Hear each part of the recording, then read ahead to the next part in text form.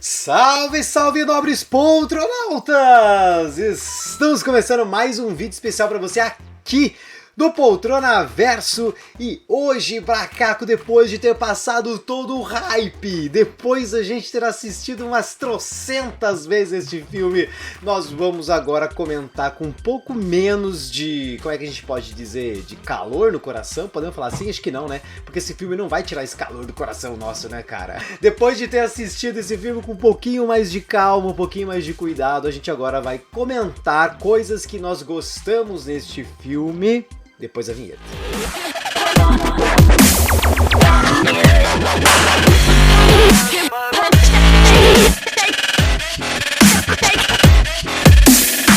Então, a primeira coisa que eu gostaria de elogiar é a dublagem.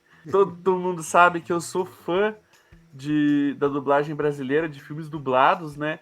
E esse filme, a dublagem tá primorosa, né? Eles cada vez mais entregando uma dublagem de sucesso, trabalhando, né, por já ter vários retornos ali, gente que já dublou os personagens em outra oportunidade, então eles já conhecem aqueles personagens, já trabalharam em cima deles e sabem como agir. Que eu fiquei sabendo que quem organizou essa dublagem foi o estúdio Delarte e quem dirigiu foi o grande Manolo Rey, que também dubla o Tobey, né? Claro, e aqui fica aquele elogio especial, aquele quentinho no coração, né? Pro Sérgio Cantu, que dubla o Andrew Garfield retornando, o Whirley Conteifer, que dubla o Tom Holland, né? Que é aquela voz clássica, o Fábio Azevedo, que dubla o Doutor Estranho, o Jorge Lucas, que dubla o Duende Verde. Teve duas substituições ali, pelo menos que eu notei, assim, né? Lógico que podem ter tido mais, mas assim, nos personagens chave, que teve o Maurício Berger, que ele dublou o Dr. Octopus no lugar do Roberto Macedo, que fazia lá na trilogia do Tobey. E assim, cara, eu gostei pra caramba do trabalho dele, tanto que assim, o tom de voz, tudo, né, a personalidade ficou bem no tom mesmo, mas teve uma substituição que eu não curti muito, né, que foi o Carlos Gesteira fazendo o JJ Jameson, ao invés, né, do grandioso, eterno, o magnífico José Santa Cruz, que fazia ele na trilogia clássica, né, aquela voz, né, perfeita. Lixo, lixo, super lixo.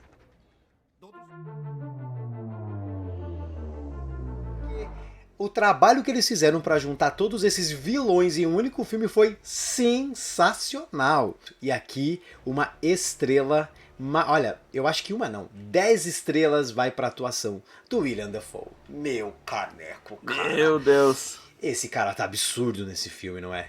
Cara, Sim. Esse cara, você via que ele estava entregando como se fosse a primeira vez que ele estava fazendo esse personagem. É maravilhoso. William Dafoe, ó, meus parabéns pra você. Você fez este filme se tornar ainda melhor graças à sua atuação. Cara, e um detalhe, quando ele tá como Norman Osborn, ele usa uma prótese dentária para os dentes ficarem certinhos. E quando ele tá com a personalidade do Duende Verde, ele usa os dentes originais dele, que são meio tortos, assim, meio incorretos, né? Fora do comum ali. O que é o Coringa perto de William Dafoe? Inclusive a gente poderia subir uma hashtag para colocar o William Dafoe como Joker. O que você acha? Ele daria um bom Joker, Bracaco? Eu consigo ver ele como um Joker e seria, nossa, sensacional. Acho interessante que a atuação dele beira a galhofa, né? Mas ele fica no limite certinho ali, ele fica em cima do muro. Seu segundo ponto, o que você colocou aí na sua lista sobre o que você mais gostou em Homem-Aranha? Então, uma coisa que é recorrente aqui no canal é eu reclamar de Guerra Infinita por causa da estrutura narrativa do filme. Pra mim é igual o Suicide Squad, que é um monte de ceninhas, né, só ali jogadas. Muito pelo contrário, eu tinha medo que isso acontecesse com o Homem-Aranha, mas não aconteceu, é completamente o oposto. Cara, e eu percebi uma coisa. Quem é o vilão desse filme, na sua opinião, Zé? Eu vou responder que é o Duende Verde, mas você vai dizer que não é. Então, o vilão, pra mim, é a questão do próprio Homem-Aranha. Eu cheguei nessa resposta quando eu tava analisando do ponto de vista do filme ser um filme de crescimento, de desenvolvimento dele. É meio Peter Pan, sabe? Ele não quer crescer, ele quer ser o grande herói, o Homem-Aranha, só que ele não quer abrir mão da questão do anonimato, da identidade secreta. e isso meio que empurra ele. Ele quer ser o herói, mas não quer abraçar as responsabilidades, os ônus. Agora ele é o Homem-Aranha. Ele tá virando o Homem-Aranha que a gente quer agora, por causa de isso empurrar ele pro desenvolvimento, né? No final das contas, esse ônus é a metalinguagem dos aranhas, né? Muito e talvez até a interessante. vinda dos outros aranhas ajudaram ele a se desenvolver. Porque, querendo ou não, né, Zé? Se você pensar no Homem-Aranha 3 e outros filmes com vários vilões, tinha tudo pra dar errado e virar uma bagunça. E os caras acertaram em cheio. O vilão do filme é os atos irresponsáveis do Peter, né? Essa questão dele agir de forma muito irresponsável, já vem desde o primeiro filme, né? Lá desde quando ele está com o Homem de Ferro, trabalha isso nele. Então a gente pode dizer que esse Homem-Aranha levou 3 filmes para contar a origem desse herói. Ele não tem mais os amigos que ele tinha, ele não tem a Tia May, ele não tem mais os Vingadores do lado dele, porque né, ninguém sabe quem ele é. Ele até lutou com os Vingadores, mas os Vingadores não sabem que ele é o Peter Parker. Então ele não está mais no seu porto seguro. Ele não está mais no seu lar, e seja lá o lar representado de inúmeras formas. É por isso que essa saga terminou, meu amigo, e não tem mais lar. Agora o Homem-Aranha é o Homem-Aranha. E aí eu aproveito isso, Bracaco, já para colocar aqui o meu segundo ponto que eu coloquei que eu mais gostei do Homem-Aranha, que é justamente esse reboot que fizeram do herói. Se você for ver, a Marvel fez mais uma vez isso. Ela já tinha feito isso com Thor, lá em Thor Ragnarok, fez com, não é bem um reboot, mas lá com Shang-Chi, pegou o Mandarim, e rebutou o vilão, né? Conseguiu fazer isso e dar importância de novo para esse vilão. E com o Homem-Aranha, que era uma saga que os fãs estavam muito, muito desanimados. Ninguém gostava daquela história do Homem-Aranha. A Marvel tem uma habilidade, né, de entender que mesmo que as coisas que não deram certo, eles recuperam e faz ser importante, faz aquilo fazer sentido dentro do MCU. Então, o meu segundo ponto aqui é o reboot que colocaram pro Homem-Aranha. Agora sim, nós queremos essa história do Homem-Aranha. A Marvel fez a gente querer o Tom Holland como Homem-Aranha. Isso é incrível, cara. Isso é muito incrível. Gostei bastante. E eu fico pensando nos editores, nos escritores, nos roteiristas, no próprio Zé Boné. Ele falando assim, caramba, se a gente tivesse feito isso já no primeiro, a trilogia... Isso que eles rendeu muito dinheiro, né? Mas teria rendido ainda mais, né? Aquele uniforme clássico lá no final, cara, aquilo lá é de chorar, é um deleite pros fãs, meu amigo. Aquilo é fanservice demais, demais, demais. Então, cara, e sabe o que é interessante? Que agora, reassistindo, eu comecei a perceber algumas coisas que no dia do cinema lá, né, da pré-estreia, passaram batido, né? Por exemplo, tem uma parte que aquela repórter, né, a Beth Brand, ela diz, né, pega eles, Tigrão, que é uma clara referência a MJ falando isso pro Homem-Aranha no finalzinho Com do certeza. Miranha 2, lá do Tobey Maguire, né, cara? E daí, Muito lógico, bom. tem várias outras, o meme dele se apontando. Bom, algumas referências que eu peguei assim rapidamente que eu me lembro, né? Primeiro, tem um cartaz da peça do Rogers, o musical do Rogers, logo no começo, quando ele tá balançando pelos Tem prédios. 2 nessa parte. Tem 2, eu peguei. Ele aparece o Rogers, o que significa que ele passa durante ali o tempo do Gavião Arqueiro, né? Tá muito próximo ali do tempo do Gavião Arqueiro. Tanto que, inclusive, o filme termina na época de Natal, a época que se passa a série do Gavião Arqueiro. Então o Gavião Arqueiro vem depois desse filme do Homem-Aranha, né? Ou seja, o Gavião Arqueiro já nem sabe mais quem é o Homem-Aranha, né? Eles não sabem a identidade secreta do Homem-Aranha, cara. Que loucura isso. Caramba, velho, verdade! Tem uma que o Flash, olha que engraçado essa. O Flash escreveu um livro que se chama Flashpoint, que é justamente uma das sagas, né, um dos arcos da DC Comics, que por sinal está servindo de inspiração pro filme do Flash que vai estrear o ano que vem, cara. Olha que coisa E que maluca, por sinal também fala de multiverso que dentro também de fala filme de multiverso.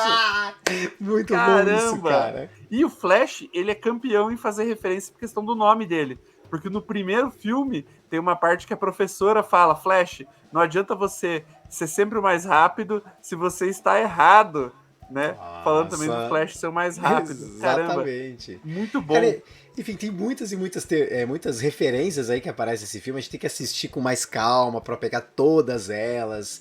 Mas, cara, são sensacionais. Tem muitos e muitos diálogos. Tem referência a Scooby-Doo, como o Doutor Estranho brinca com eles pra fazer uma de Scooby-Doo, que é sair, né? Caçando os fantasmas, os monstros, investigando. Enfim, cara, é sensacional. Tem Essas também referências. E daí aquela referência, né, fodástica do Electro falando de um Homem-Aranha negro, né? Puxando a sardinha pro Exatamente. Miles Morales aí, quem sabe Isso. no próximo Aranha-Verso, né, live action esteja presente também. Com Espero que esteja lá. certeza, mas isso já é um aceno, o primeiro aceno de que o Miles Morales vai aparecer em algum momento nessa saga, porque, né? Outra referência que eu peguei também, e essa quero ver se você pegou, Bracaco. O lagarto vai sair lá do caminhão, quando tá acontecendo a cena que eles estão curando, o lagarto resolve ficar lá dentro do furgão, né? E aí, pra ele sair, o que ele faz com a garra? Um X igual o Wolverine, maluco! Cara! Tem uma outra, que essa aí é uma referência que o Tobey Maguire comenta que ele tá com dor nas costas, lembra dessa parada, né? Que ele já sente muita dor e tudo mais. Essa é uma super... Assim, eu tô falando, né? Mas essa é uma referência da época em que ele estava gravando os filmes do Homem-Aranha e sofreu uma lesão. E ele quase não foi o Peter Parker no segundo filme. Inclusive, olha que engraçado, era para o ator que faz o Mistério continuar interpretando o Peter Parker. Jake Gyllenhaal. O Jake Gyllenhaal. Ele quem ia fazer o Peter Parker, mas aí deu tudo certo, graças a Deus. O Tobey Maguire voltou aí pra saga.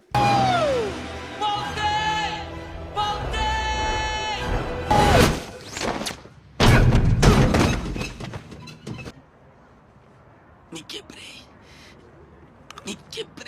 E a referência máxima, né? Que é o, como eu posso dizer, a cereja no bolo, que é naquela parte que a MJ tá caindo e o Andrew Garfield pula pra salvar ela depois do Duende Verde tirar o Tom Holland da jogada, né? E, cara, aí, meu amigo, tem uma referência dupla que eu só fui perceber e descobrir depois. Porque ele pula pra salvar e ele faz exatamente os mesmos movimentos que o Tobey usa para salvar a Mary Jane no primeiro filme, quando o Duende ataca lá aquele balcão, né, e eles estão lá em cima e ela cai com aquele vestido vermelho meio oriental e ele pula para salvar. Aí você fala assim, tá, Bracaco, mas aquilo ali era muito claro que ele ia salvar daquela forma. Só que não, porque lembra que quando ele tenta salvar a Gwen, ele joga a teia para salvar ela. E a teia que acaba não sei se ela quebra o pescoço ou bate lá.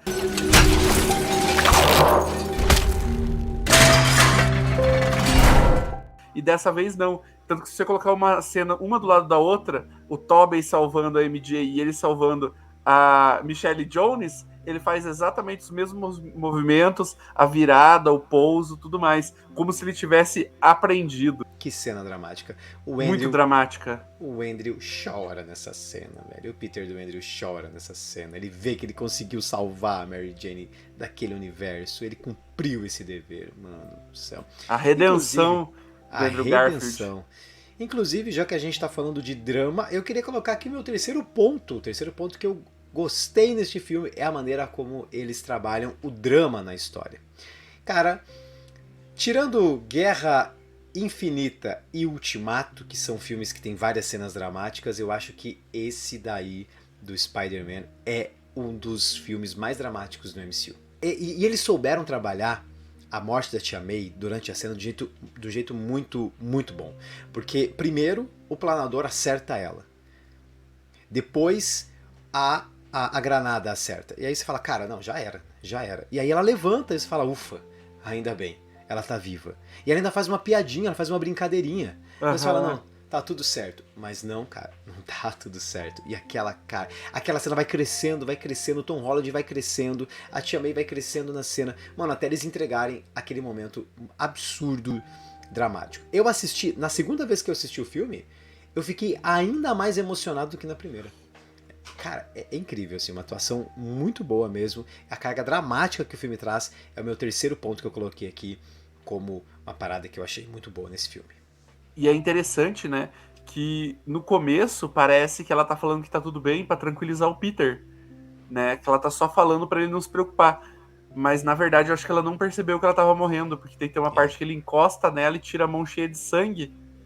E daí ela pergunta, dele fica com uma cara de assustado e ela pergunta: o que que foi? O que que foi? E ele fala: não, nada, vai ficar tudo bem e tal. E ela fala: não, é que eu só caí de bumbum, só preciso respirar um pouco.